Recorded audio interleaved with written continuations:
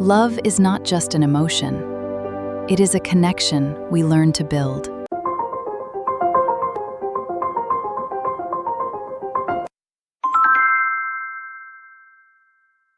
The pinch filter pulls the pixels toward the center of the image, creating an inward warped or squeezed appearance. Imagine the canvas being pulled from the edges into a focal point so that everything seems to converge.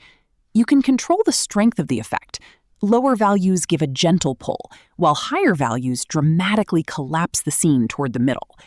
The radius setting determines how far from the center the pinch is applied. Pixels outside that radius stay untouched, preserving the edges. This filter works well for creating focal points, adding a surreal twist, or simply making a portrait look more dynamic. Try a subtle pinch first, then increase the strength to see how the distortion intensifies.